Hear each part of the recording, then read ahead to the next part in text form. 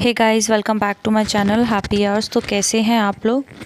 आज हम बनाने वाले हैं खाजा, जो कि एक महाराष्ट्रियन डिश है। मोस्टली ये बहुत सारे फेस्टिवल्स में बनाई जाती है और ये बहुत ही स्वादिष्ट बन के तैयार होती है और बहुत ही इजीली आप इसको बना सकते हैं। तो ये खाजा जो है, इनको हम चिरोटे भी बोलते हैं। क्रिस्पीनेस और स्वीट का ये एकदम परफेक्ट कॉम्बिनेशन है। तो चलिए रेसिपी स्टार्ट करते हैं। तो खाजा बनाने के लिए मैंने यहाँ पे 1.5 कप मैदा लिया है, जो कि 250 ग्राम के करीब मैदा है। इसमें थोड़ा सा हम नमक ऐड करेंगे। तो 1 पिंच के करीब मैंने यहाँ पे नमक ऐड किया है। अब इसमें मैं ऐड कर रही हूँ देसी घी। आप चाहें तो नॉर्मल रिफाइंड ऑयल भी यूज़ कर सकते हैं या फिर आप इसमें बटर का इस्तेमाल भी कर सकते हैं। तो इसमें मैं 7 से 8 चम्मच, जो नॉर्मली घर वाले चम्मच होते हैं, उतना ही घी ऐड कर रही हूँ। मोइन के लिए हमने ये घी ऐड करना है इसमें, और इनको एक बार ऐसे मिक्स कर लेंगे। इससे ये खाजा बहुत ही क्रिस्पी बनते हैं। तो इसको थोड़ा सा मिक्स कर लेते हैं ड्राई इंग्रेडिएंट्स को। तो इन सबको मैंने मिक्स कर लिया है। अब हमने इसमें नॉर्मल पानी ऐड करना है और इसका एक डो तैयार कर लेना है। डो बहुत ज़्यादा सख्त भी नहीं होना चाहिए और बहुत ज़्यादा मुलायम भी नहीं होना चाहिए। तो एक इसका बढ़िया डो हमने तैयार कर लेना है, जैसे हम पूरी के लिए डो तैयार करते हैं उसी तरह से। तो थोड़ा थोड़ा पानी इसमें ऐड करते जाएंगे और इसका एक डो बना के तैयार कर लेंगे। तो इस डो को मैंने 7 से 8 मिनट के लिए अच्छे से मलते हुए एकदम बढ़िया तैयार कर लिया है। अब हमने क्या करना है, इसको थोड़ा सा ऑयल लगा के इसको ढक कर हम 10 मिनट के लिए रख देंगे। तो आटा हमारा जब तक सेट हो रहा है, मैंने यहाँ पे एक पतीली में चाशनी बनाने के लिए 1 कटोरी चीनी ले लिया है।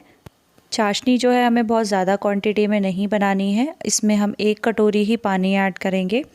जितना हमने चीनी डाली है उतना ही हमने पानी ऐड किया है। तो गैस को मैंने यहाँ पे ऑन कर दिया है। इसको एक बार ऐसे मिक्स कर लेते हैं।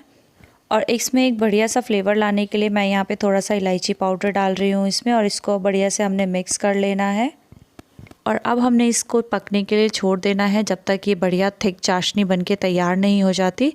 तो बीच बीच में इसको हमने चलाते रहना है और इसकी एक थिक चाशनी बना के तैयार कर लेनी है। तो देखिए यहाँ पे ये चाशनी मैंने तैयार कर ली है और अच्छी खासी ये गाढ़ी भी हो गई है।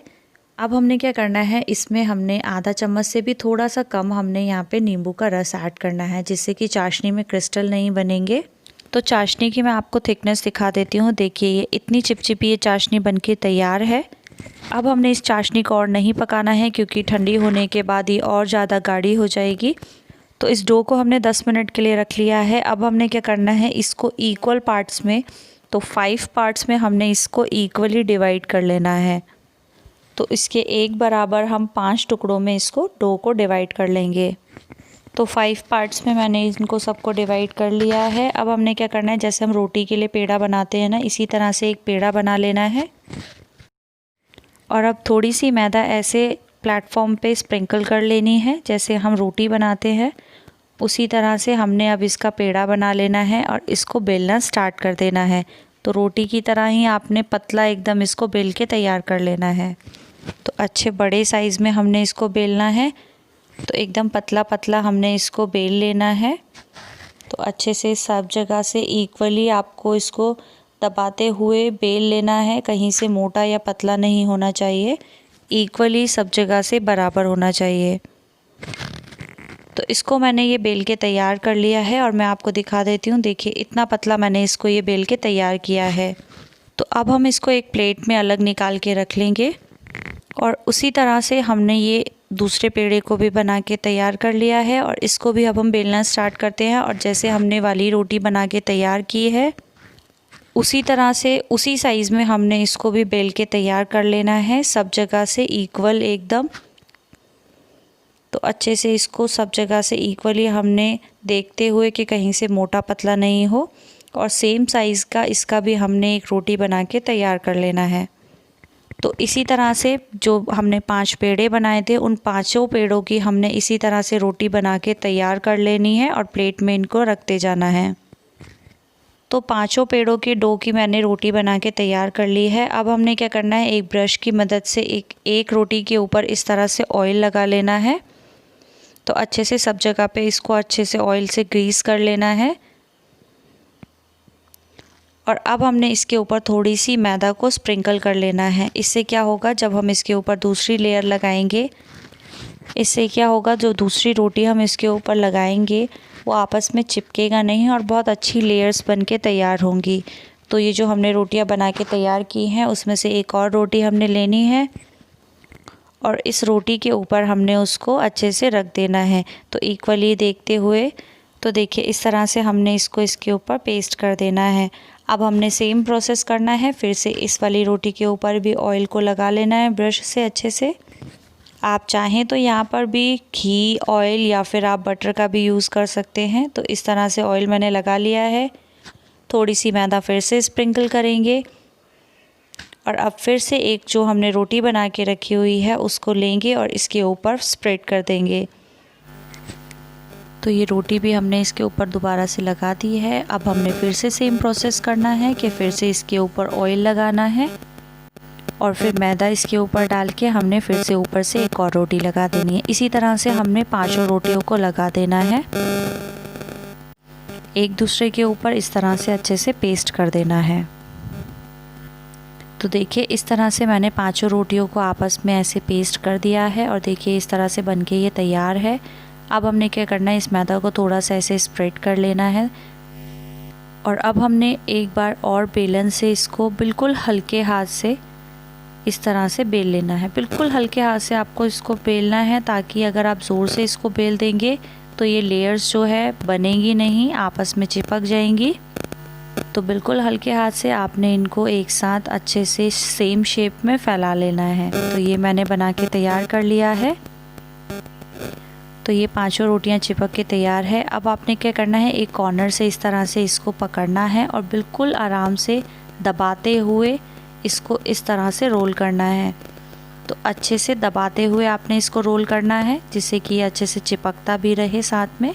तो ऐसे इसे आराम से रोल करते रहेंगे दबाते हुए। और ये जो देख रहे हैं आप, लास्ट वाला पोर्शन जो ये बचेगा, इसमें हमने क्या करना है, थोड़ा सा हम पानी लगा लेंगे जिससे ये थोड़ा अच्छे से चिपक जाए। तो इसमें मैंने ये हल्का सा पानी लगा लिया है। अब हमने इसको वापस से रोल कर देना है।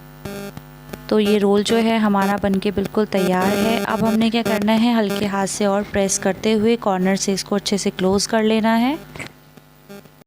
तो अब हमने क्या करना है, नाइफ़ की मदद से इसके छोटे छोटे पीसेस कट कर लेने हैं। देखिए इस साइज़ में इस तरह से आपको पीसेस इसके कट कर लेने हैं। अब हमने एक पीस को इस तरह से हाथ की मदद से ऐसे प्रेस करना है और बेलन से इसको बिल्कुल हल्के हाथ से हल्का सा बेल लेना है। तो देखिए इस तरह से, तो देखिए इस तरह से आपने इसको प्रेस करना है और बिल्कुल हल्के हाथ से बेलन से एक बार ऐसे हल्का सा बेल लेना है। तो देखिए इतना मोटा ये दिखाई दे रहा है साइड से आपको। तो इसी तरह से हमने ये सारे व्हील्स जो हैं, देखिए इस तरह से खड़े हुए में, और हमने इसको इस तरह से प्रेस करना है और बेलन से ऐसे बेल लेना है। तो ये सारे व्हील्स जो है हमने प्रेस करके इसी तरह से बेल के तैयार कर लेने हैं। तो इस तरह से मैंने ये सारे खाजा को बना के तैयार कर लिया है। अब हम इसको फ्राई करेंगे। फ्राई करने के लिए मैंने कढ़ाई में यहाँ पे ऑयल को गरम कर लिया है और फिर गैस की फ्लेम को लो कर दिया है। और अब एक एक करके ये जो हमने खाजा बना के तैयार किए हैं इनको ऑयल में डालते जाना है। गैस की फ्लेम हमने बिल्कुल लो किया हुआ है। तो एक बार में जितनी क्वांटिटी में खाजा इसमें आ पाएँ उतनी क्वांटिटी में रखिए, क्योंकि ये लेयर्स जो होंगी इसकी खुलेंगी, तो बहुत ज़्यादा क्वांटिटी में आपको इन खाजा को इसमें ऐड नहीं करना है। तो ये खाजा जो है मैंने इसमें ऐड कर दिए हैं। पहले 2 मिनट हमने बिल्कुल भी इनको नहीं छेड़ना है। जब ये अपने आप ऊपर की तरफ ऑयल में आ जाएंगे, फ्लोट होने लगेंगे, तब हमने इसमें स्पून को लगाना है। तो अभी हमने इसमें करछी या पड़ियाँ से इसको अलट पलट नहीं करना है जब तक ये फ्लोट होने नहीं लगते। तो लो फ्लेम पे ही हमने इनको पका लिया है और देखिए थोड़े ऊपर ऊपर फ्लोट होने शुरू हो गए हैं। अब हमने इनको छन्नी की मदद से, देखिए मैं इस तरह से अलट पलट करने स्टार्ट कर दिया है इनको। और अब हमने बिल्कुल हल्के हाथ से इसी तरह इनको अलट पलट करते हुए बढ़िया सा गोल्डन फ्राई कर लेना है। तो लो फ्लेम पे ही हमने इसको पका के तैयार करना है। हाई फ्लेम पे इनको नहीं पकाएंगे क्योंकि फिर ये अंदर से कच्चे रह जाएंगे। तो देखिए इस तरह से मैंने इनको लो फ्लेम पे एकदम बढ़िया बना के तैयार कर लिया और देखिए कितने अच्छे से लेयर्स आपको दिखाई दे रही होंगी। तो ये खाजा जो है बहुत अच्छे से फ्राई हो गए हैं। इनको हम निकाल लेते हैं। ऑयल को अच्छे से छान के हम एक प्लेट में इनको निकाल लेंगे और इसी तरह से बाकी के जो खाजा बचे हुए हैं उनको भी हमने फ्राई कर लेना है। गैस की फ्लेम बिल्कुल लो रखनी है और लो फ्लेम पे ही हमने इनको ब्राउन करना है। तो ये बाकी के खाजा जो बचे हुए हैं उनको भी मैं फ्राई कर लेती हूँ। तो इसी तरह से आपको जितने भी आप क्वांटिटी में खाजा बना रहे हैं उनको इसी तरह से फ्राई कर लीजिए। तो देखिए सारे खाजा जो है मैंने फ्राई कर लिए हैं। अब हमने क्या करना है, चाशनी हमारी बनके रेडी है और बहुत अच्छे से ये थोड़ी थिक भी हो गई है। तो अब हमने इस खाजा पे इस चाशनी की एक अच्छी सी कोटिंग कर लेनी है। तो इस तरह से देखिए अलट पलट करते हुए चाशनी में आपने इन सारे खाजा पे अच्छी एक चाशनी की कोटिंग कर लेनी है। आपने इनको चाशनी में भिगा के नहीं रखना है, बस 2 से 3 मिनट के लिए इसी तरह से अलट पलट करते हुए चाशनी में इनको अच्छे से डुबो लेना है, जिससे कि एक बढ़िया चाशनी की कोटिंग इनके ऊपर हो जाए। तो देखिए ये मैंने इसमें अच्छे से कोटिंग कर लिया है। अब इसको बाहर हम प्लेट में निकाल लेते हैं और बाकी के बचे हुए खाजा को भी हम इसी तरह से चाशनी में डिप करके 1 से 2 मिनट के लिए और फिर इसको निकाल लेंगे। तो इसी तरह से आप जितनी क्वांटिटी में खाजा बना रहे हैं उनको सबको चाशनी में इस तरह से डिप कर लीजिए और एक प्लेट में निकालते रहिए। तो देखिए खाजा जो है हमारे बनके बिल्कुल तैयार हैं। इनको मैंने थोड़े से ड्राई फ्रूट्स के साथ गार्निश किया है और बहुत ही बढ़िया एकदम क्रिस्पी ये बनके तैयार हुए हैं।